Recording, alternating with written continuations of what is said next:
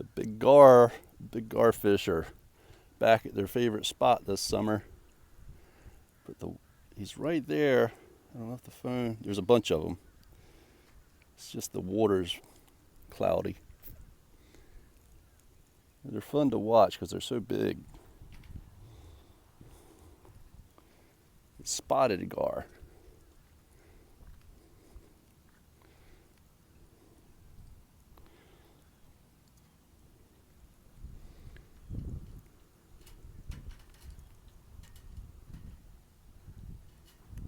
It's just one of those little pleasures of life, walk along and see the animals. I wish oh, there's one underneath the sailboat there.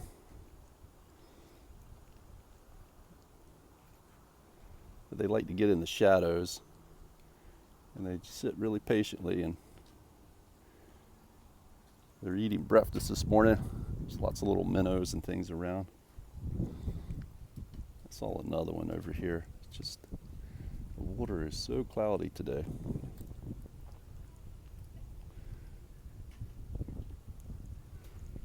I had one that was coming right up to the top.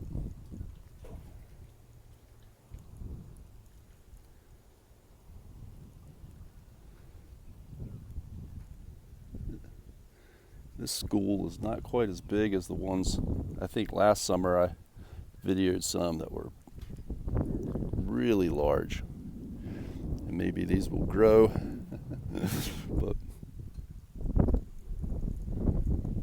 the ones I saw last summer were as big as any gars I'd ever seen. And these are spotted gars. The alligator gar gets to be the largest of them, but we don't really have those out here.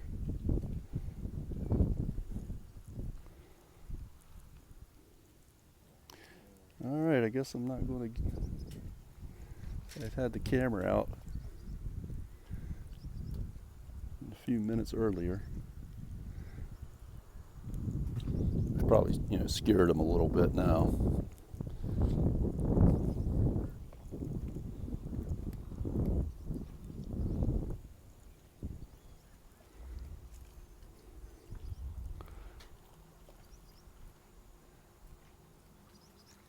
I hear them. There was one. That was one over there. Oh, there we go.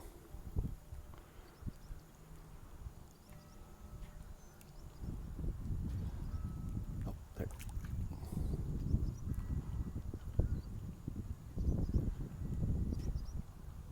They're in feeding mode.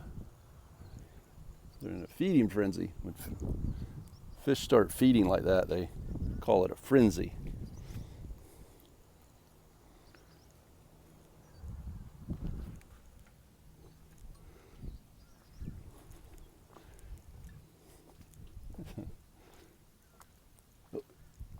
You can see the water's calm enough. You can see where they're at. You can see the wakes that they're making, the ripples.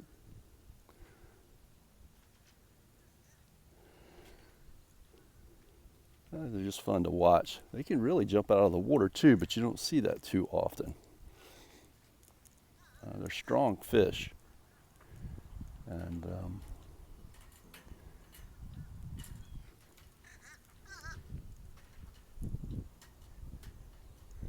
but they sit very still, and they feed kind of like in an ambush mode. So you don't, and it might be because if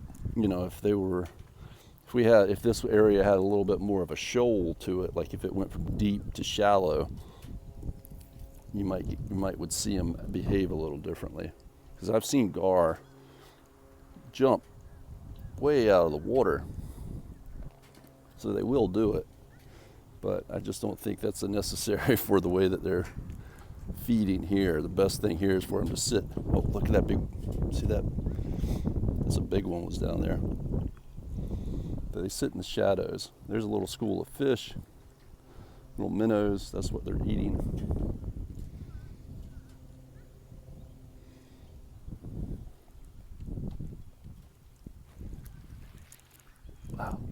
can hear them, but I don't keep missing them on the camera.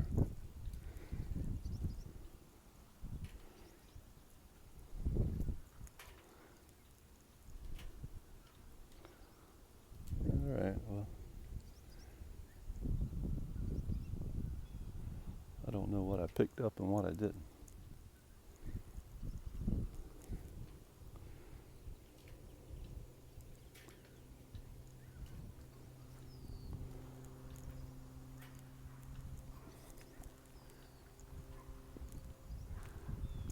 It's a beautiful Sunday morning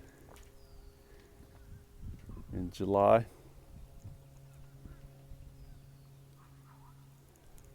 Oh, look at that pelican. Good morning, Mr. Pelican.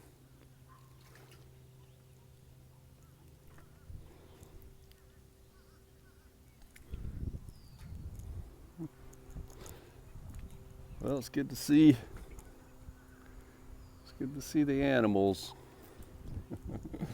all living in a happy environment.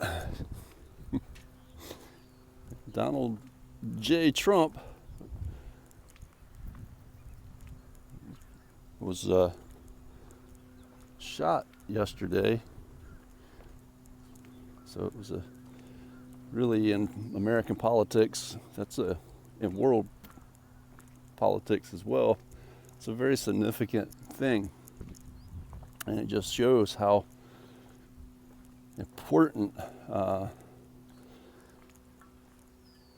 things are, and how important freedom of speech is, and that we get the full story, because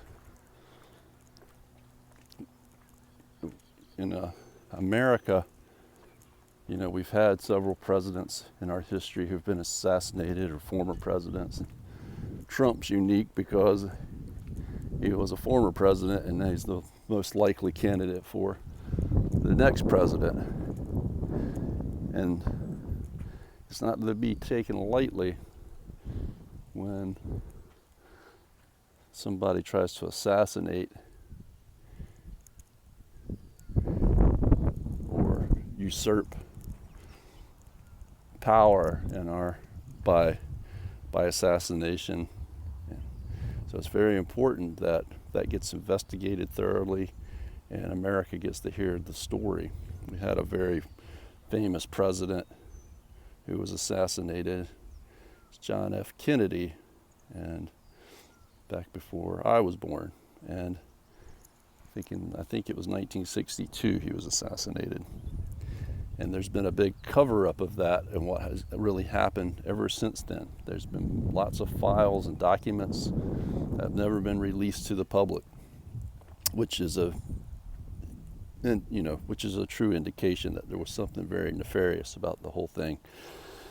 That it wasn't just a random act of some lone shooter who was just crazy or something. Obviously, they wouldn't have gone to such lengths to not release all the information about the investigation for all those years if there wasn't really something very, very bad about it all. But that, in the history of the world, not just America, is how power and freedom is taken over by people who are power hungry. And America is an outlier in the way that we were formed and structured. It was truly a country based on not giving any one individual or entity an overwhelming amount of power. And that's unique because actually in most of the history of the modern world, most of the time power is consolidated. And in a few incidences in the world where there's good historical reference to nations that were not organized with a lot of central power, it's very hard to maintain that over time because there's always a group of people in the world. There always has been. They're wired a certain way, and that just always are power hungry, and they want to control everything and everybody. So when these things happen, it's extremely important that we don't take that lightly, and that we make sure that all the information related to those types of events are brought to light. And there was actually a spectator at the event who was killed, along with the person who did the shooting. And that's not just that in and of itself too, is that somebody was killed is not a inconsequential event in and of itself. The people who are attending those kinds of events, are when it comes to a violent act like that, they are now, a part of history. That's it's just. I mean, it's never great when somebody gets shot and killed, but when it happens in an environment like that, they represent the voice of a group of people. And so I don't know the name of the person who was killed, but they're part of history, and that too. I mean, their life should not be overlooked. When things get to the point where groups of people, and most likely there was some group of people behind that shooter, start to kill people in open and free political,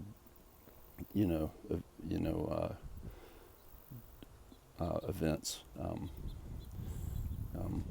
It's again, it's very important that it's all made transparent so that it doesn't escalate, so people understand the truth will keep it from escalating.